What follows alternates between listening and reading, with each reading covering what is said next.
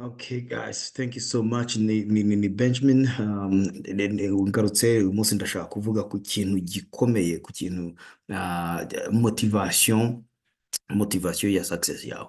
Kuko nari ndimo ntekereza motivation ya success hari igihe iva kuri anger, hari igihe iva kuri anger ndetse no ku mikorere y'umuntu. So niba utarabonye izindi video nagira ngo ufate umwanya ukore subscribe kugira ngo ujye ubona izi video nkora, na hanyuma ujye ukore like and share.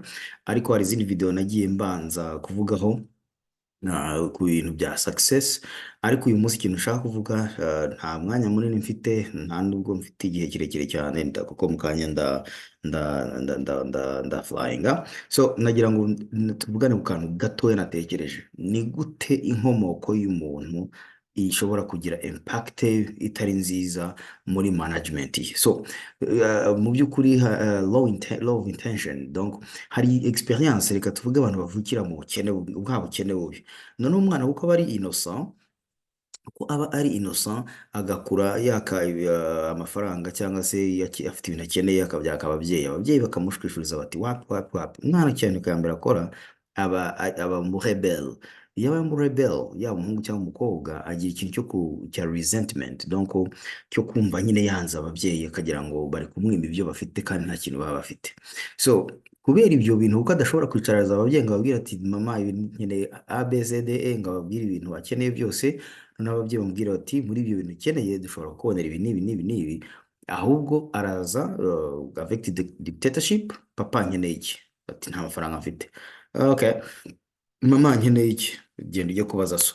Ibyo byose rero iyo batabonetse ntibibonekere mu gihe ashakiye, akereye ikintu cyitwa resentment, akereye anger, akereye fear. Noneho yarangiza akavuga okay, you know what, njye nzakorera andi mafaranga, I'll be rich, ubundi nzarebane namwe. So aragenda kuko ashobora kuba rich, ashobora kuba umukire. Hari abantu benshi tuzi bava mu byaro, bava mu miryango ikennye bakaba bakire kubera ko yabaye umukire to prove himself, kuko yabaye umukire kubera za motivation z'ubwana no mu miryango akomokamo, no mu donc ni kwa kundi umubyeyi abyara umwana akavuga ati aka niko kazankiza, ariko yibagiwe ko umwana nawe yabivutse agakura ari rebellion, ari mu rebel, avuga ati ibintu byose papa tamboneraga. Umwana hari yarayizinga yuko ari ubukene, akagira iyo anga. So iyo amaze kuba successful akagira amafaranga, just to prove yuko ashobora kugira success mu buryo bw'amafaranga, aragashaka. Kubera ko ikibazo mu by'ukuri kiba cyatumye ashaka ari amafaranga, ari umujinya, ari anga, ari fear, ari to prove the point, usanga atangira noneho gukorera n'andi menshi. Uko akorera menshi niko agenda agira umutima mubi. Uko agira umutima mubi niko bya affecta personal relationship. So yaramutse rero ashatse, bigira ingaruka ku muryango we, bikagira ingaruka ku mugore, kuko aba avuga ati nihimbure ku babyeyi barayanyimaga. Akenshi hari igihe adashobora no kumvikana n'uwo bashakanye, ubwo biravuga it goes both ways, ku mugore cyangwa umugabo. Ugasanga umugore yimye amafaranga umugabo, ugasanga umugabo yimye amafaranga umugore. Donc ariko ndabwira abagabo cyane cyane, kuko abagabo nibo bakunda kugira ako kantu. My point is, ugasanga bene inzapu muri divorce.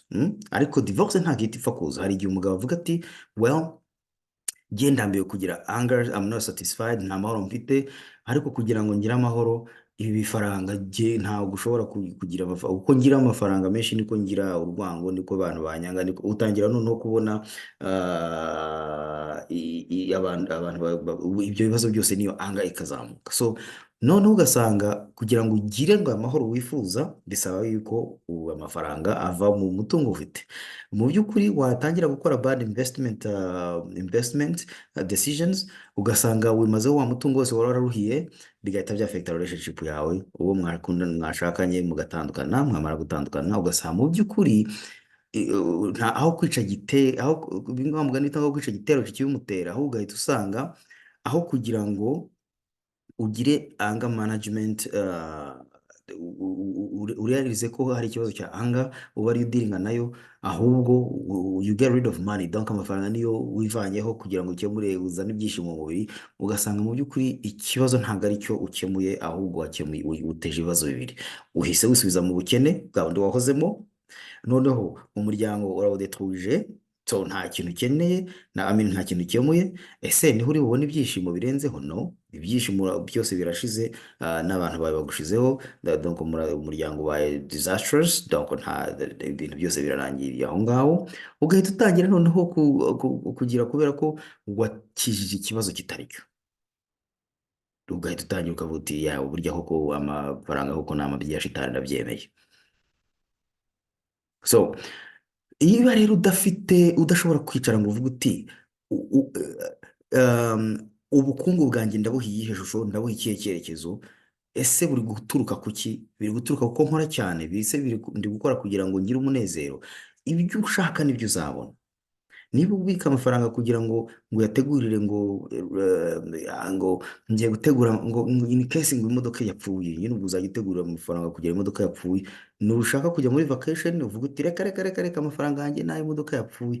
Rimwe na rimwe ugomba no guteganya amafaranga, ugashyira amafaranga y'imodoka izapfa, ukanategura amafaranga yo kuzajya muri vacation, ibyishimo ukabizana mu muryango, ugategura ikintu cyose kugira ngo kitazajya kibaho kigutunguye gusa, cyangwa se ukajya uhora